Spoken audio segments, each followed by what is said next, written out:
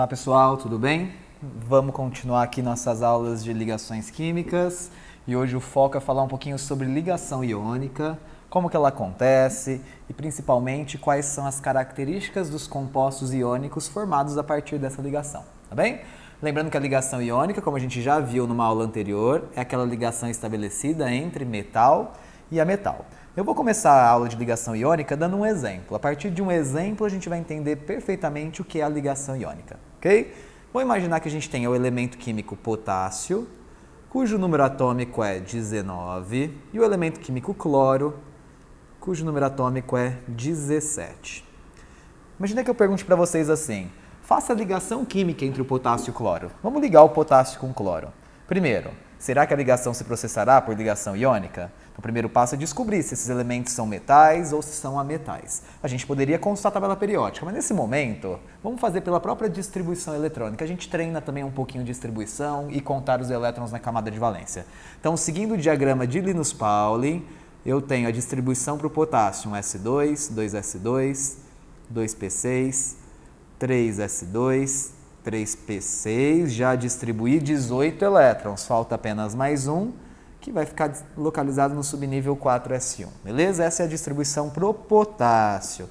Portanto, a conclusão que eu chego é que o potássio ele apresenta uma camada de valência com apenas um elétron. Se o potássio apresenta uma camada de valência com apenas um elétron, a gente já pode classificá-lo então como um metal. Vimos isso na última aula. Quem não lembra, volta na aula aí, beleza? Vou fazer a distribuição para o cloro também. 1s2, 2s2, 2p6, 3s2, 3p5, quase passei. Olha aí, 17 elétrons distribuídos. 17 elétrons, portanto, aqui eu tenho uma camada de valência, que é a camada 3, a camada M, que ela está com apenas 2 mais 5, 7 elétrons.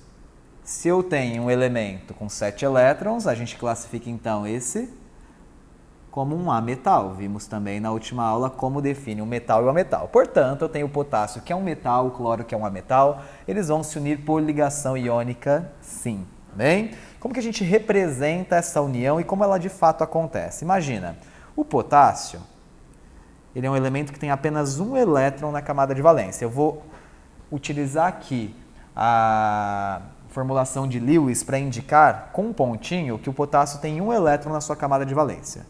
E vou também mostrar que o cloro apresenta 7 elétrons na camada de valência, também a partir da formulação de Lewis, os 7 pontinhos representam os 7 elétrons da camada de valência, ok? Vejam bem, o que vai acontecer aqui? O potássio, ele é um metal. Ele está estável com apenas um elétron de valência? Não. A gente viu na aula anterior que um elemento ele precisa atingir, normalmente, 8 elétrons na camada de valência para se estabilizar. Ele está com apenas um elétron. Portanto, duas coisas poderiam acontecer aqui. Se ele tem apenas um elétron na camada de valência, uma primeira opção é ele receber 7 elétrons. Imagina, se ele recebe 7 elétrons de alguma forma, ele atinge 8 elétrons de valência, beleza, se estabilizaria. Porém, tem uma forma mais simples dele se estabilizar. Como ele tem apenas um elétron na camada de valência, concordam comigo que se ele perdesse um elétron, eu vou riscar aqui esse um elétron, qual vai ser a nova camada de valência dele? Vai ser a camada 3, concorda? Que está completa com 8 elétrons. Então, o que a gente chega à conclusão aqui é o seguinte, o metal, a tendência nas ligações químicas é de perder elétrons, é de doar elétrons, porque ao doar elétrons, ele se estabiliza tendo a camada anterior completa com 8 elétrons. Em contrapartida, o que acontece com o cloro? O cloro já tem 7 elétrons. Uma opção seria ele perder esses 7, porque se ele perde esses 7, a camada anterior está completa com 8 elétrons. Mas é muito mais fácil ele receber apenas um, concordam? Essa é a característica dos ametais. Os ametais têm tendência a receber elétrons e não a doar. É por isso que a ligação iônica é a mais óbvia de você entender, porque eu vou unir um átomo que tem a tendência a perder e um átomo que tem a tendência a receber elétrons. É o mais óbvio que vai acontecer aqui, não é mesmo? O potássio ele tem um elétron para doar, o cloro tem que receber um elétron, então está bem direto o que vai acontecer aqui. O elétron do potássio será doado para o cloro. Concordam? Aí você fala para mim assim, ué, professor, mas o fato do potássio doar elétrons para o cloro faz com que eles se unam? Faz com que eles sofram uma união, sim, que eles fiquem ligados um ao outro. Por quê? O que acontece no momento dessa transferência de elétrons? Vejam bem, quando o potássio, então vamos mostrar aqui, quando o potássio ele doa um elétron, ele se transforma no quê? A gente aprendeu já. Quando o potássio doa um elétron, ele se transforma em um cátion, que é um íon positivo, que eu vou representar como K+. Em contrapartida, o cloro está recebendo um elétron que não era dele, ou seja, ele se transforma num íon negativo que a gente chama de ânion. Fala para mim, vocês estudam em física isso, hein? Estão estudando física aí que eu sei muito bem com o Tiagão. Quando vocês têm um íon de carga positiva e um íon de carga negativa, são íons de cargas opostas, são partículas de cargas opostas. O que acontece no momento em que você tem partículas de carga opostas próximas? Eles se atraem por uma força eletrostática. Pessoal, a ligação iônica é uma atração entre íons de cargas opostas. É uma atração eletrostática puramente. Esses dois íons são os íons formados, vamos anotar aqui, são os íons formados quando você faz união do elemento potássio com cloro, dos átomos de potássio com cloro. Eu formo dois íons, um íon positivo e um íon negativo, é justamente por esse motivo que a ligação se chama ligação iônica. Entendem? A ligação iônica é estabelecida graças à formação de íons devido à transferência de elétrons de um átomo para o outro. Quando a gente olha para cá, a gente percebe o seguinte, foi necessário apenas um átomo de potássio para estabilizar o cloro, concorda? Portanto, a fórmula do composto iônico formado é KCl. Fórmula do composto iônico. É importante que vocês entendam uma coisa que eu sei que muitos alunos trazem como dificuldade desde o começo do estudo da química. KCl não é uma molécula. Eu não formei uma molécula porque eu uni dois átomos. Não são dois átomos apenas que se unem para formar um retículo cristalino de cloreto de potássio, que é essa substância. Não. A fórmula KCl significa que para cada potássio eu tenho um cloro na estrutura daquele composto. É só uma proporção entre átomos. Então, se você pegar, por exemplo, um cristalzinho que tem 1 trilhão de íons potássio ali, com certeza você vai ter 1 trilhão de íons cloro, porque a proporção da fórmula do composto iônico é de 1 para 1. Não existe K2Cl, K3Cl, KCl2, KCl3, não existe. Fórmula do composto iônico entre potássio e cloro é KCl, porque basta um potássio para estabilizar um cloro. Concordam? Isso é ligação iônica a partir desse exemplo. Eu vou abrir aqui rapidinho uma tela. Vejam bem aqui. Essa aqui seria uma estrutura, por exemplo, de um composto iônico como esse que eu acabei de representar. Na verdade, aqui ele está representando o NaCl, que é muito parecido com o KCl, afinal o Na e o potássio estão na mesma família.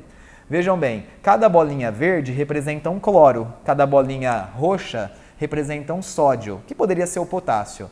O que eu quero mostrar para vocês? Eu tenho, para cada uma bolinha verde, uma bolinha roxa. Para cada átomo de potássio, eu tenho um átomo de cloro. Para cada íon potássio, eu tenho um íon cloreto. Então, o que eu percebo aqui é que é só uma proporção. Eu não tenho conjuntinhos de dois átomos apenas unidos. Não, eles estão todos unidos uns aos outros por força eletrostática. Beleza? É a força eletrostática entre dois íons, um íon positivo, um íon negativo e todos os que estão ao seu redor que geram um composto iônico. Tá bem? Eu vou voltar lá para a lousa e vou dar mais um exemplo para ver se ficou claro para todo mundo. Bora lá? Mais um exemplo aqui. Deixa eu trocar a tela. Aí, tá certinho aqui. Então, vou pegar mais um exemplo e agora eu vou trabalhar com o elemento alumínio, cujo número atômico é 13, e com o elemento oxigênio, que o número atômico é 8. Ok? Alumínio 13, oxigênio 8. Quando eu faço a distribuição eletrônica do alumínio, eu tenho a seguinte distribuição: S2, 2S2, 2P6, 3S2, 3P1. Quem tem dificuldade em distribuição tem que voltar nesse assunto. Quem não sabe o que é camada de valência tem que retomar esse assunto. A camada de valência do alumínio é a camada 3, que está também com 3 elétrons. Portanto, se o alumínio tem 3 elétrons, a gente o classifica como um elemento metal. 1, 2 e 3, estão lembrados? Com raras exceções. Quando eu faço a distribuição eletrônica do oxigênio, eu tenho a seguinte situação: S2, 2S2, 2P6, 3. Opa, passei aqui, hein, pessoal? Só para ver se vocês estão espertos. 1S2, 2S2, 2P4. Vejam bem, distribuí os meus 8 elétrons. É a ânsia, né, de fazer tudo muito rápido. Aqui eu tenho uma camada de valência completa com 6 elétrons. Se a camada de valência está com 6 elétrons, ela tem, então, a característica de um elemento não metal. Novamente, a gente vai fazer a união de um metal com a metal. Um elemento que tem que doar elétrons, e a gente já viu no exemplo anterior que quem doa os elétrons são os ametais, e um elemento que precisa receber elétrons para se estabilizar. Vamos chegar na fórmula do composto iônico formado? Então vamos lá. Vou representar também pela fórmula de Lewis. Vou pegar o alumínio e colocar 3 elétrons nele, que são os elétrons da camada de valência. Lembrando que ele tem 13 no total, mas na camada de valência ele tem apenas 3. E o oxigênio, que na camada de valência tem 6 elétrons. Fala para mim. O alumínio tem que se estabilizar. Para se estabilizar, ele tem que doar elétrons. Quantos elétrons ele tem que doar? Seus 3. Senão ele não se estabiliza. Em contrapartida, o oxigênio só pode receber 2. Afinal, o oxigênio já tem 6 na camada de valência. E ele tem que atingir 8 para se estabilizar. Fala para mim. Um átomo de alumínio vai e doa um elétron para o oxigênio e doa um outro elétron para o oxigênio. Vejam bem, tá bom para o oxigênio? Tá ótimo. Ele precisava receber 2, ele recebeu 2. Mas tá bom para o alumínio? Não. O alumínio ainda tem mais um para doar. Então eu vou precisar de mais um átomo de oxigênio chegar aqui perto dele para receber esse elétron que o alumínio tem para doar. Fala para mim, agora tá bom para o alumínio? Agora está perfeito, o alumínio doou os 3 elétrons, porém esse átomo de oxigênio que chegou, ele só recebeu 1 e ele tem que receber 2. Então a gente vai precisar de mais um átomo de alumínio aqui com 3 elétrons para doar para o oxigênio. Afinal, o oxigênio está precisando receber mais 1, ele vai lá e recebe 1. Tá bom para esse oxigênio? Tá ótimo, recebeu 2, mas o alumínio ainda tem mais 2 para doar. Então, finalmente, vai ser necessário chegar mais um átomo de oxigênio aqui, que chega sempre com 6 elétrons na camada de valência, e receber esses 2 elétrons que o alumínio tem para doar. Agora, todo mundo se estabilizou, concordam? Conclusão que a gente chega. Não foi igual ao exercício anterior, que apenas um átomo de potássio estabilizava um átomo de cloro. Aqui a gente percebe que para cada 2 átomos de alumínio são necessários 3 átomos de oxigênio para se estabilizar. A conclusão que eu chego, vamos voltar aqui. A conclusão que eu chego é a seguinte, que foram necessários 2 átomos de alumínio para estabilizar 3 átomos de oxigênio. Essa é a tal da fórmula do composto iônico. O óxido de alumínio é considerado um composto iônico porque se forma por meio de uma ligação iônica. E o que significa essa fórmula aí, Al2O3? Para cada 2 íons alumínio, são necessários 3 íons óxido para estabilizar. É só uma proporção, 2 para 3. Isso não é uma molécula formada, tá bem? Uma outra forma de você chegar à fórmula do composto iônico sem utilizar a fórmula de Lewis, que é essa transferência de elétrons, doa, recebe, é você já ir diretamente para as cargas dos íons formados, porque tá fácil aqui, pessoal. Vejam bem, o alumínio não é um átomo que para se estabilizar precisa doar esses 3 elétrons dele? Portanto, se o alumínio tem que doar 3 elétrons, ele vai adquirir a carga 3+. Concorda? O alumínio para se estabilizar, ele doa 3 elétrons, ele fica com carga 3+. Em contrapartida, o oxigênio só pode receber 2. Então ele adquire uma carga 2-. Como essas cargas não são iguais, são diferentes, a gente faz o quê? Escorrega, regrinha do escorregador. O 3 do alumínio desce para o oxigênio. O 2 do oxigênio desce para o alumínio. E aí a gente tem justamente o quê? A fórmula L2O3 formada. Concordam? Essa tal regrinha de escorregar, na verdade, é para manter a neutralidade de um composto iônico. Afinal, se o alumínio tem carga 3+, e o oxigênio tem carga 2-, se a gente for pensar assim, não estabelece uma neutralidade. Né? Um composto, ele é eletricamente neutro. Então, quando eu penso que eu tenho 2 átomos de alumínio para cada 3 átomos de oxigênio, a neutralidade se estabelece. tá bem? Então aqui temos um exemplo, mais um exemplo de ligação iônica. Já a gente vai fazer outros exemplos nos exercícios, tá bem? O que é importante a gente agora frisar para finalizar nossa aula de ligação iônica é o seguinte. Vamos trocar a tela.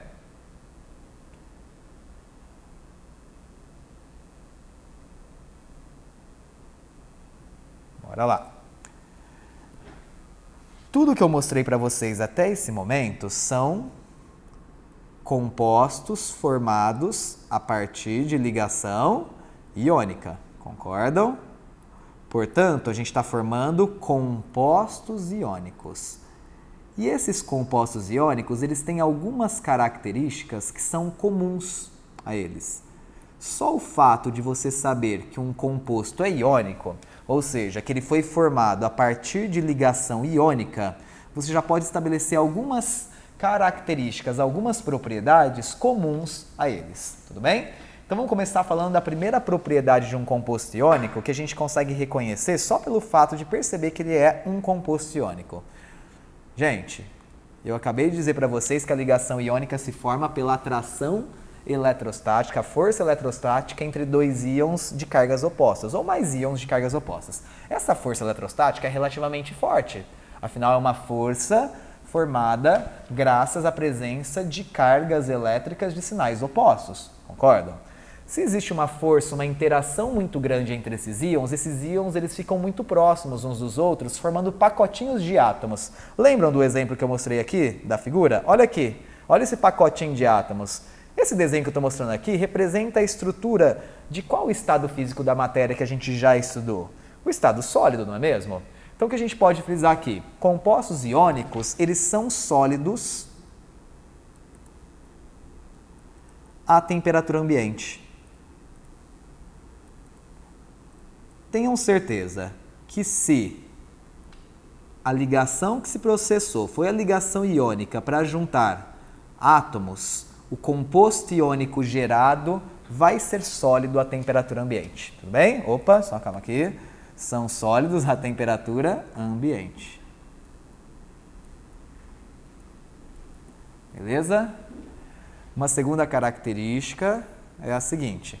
Se essa força entre os íons é muito intensa, é difícil de você separar. Se é difícil de separar, podemos chegar à conclusão que eles possuem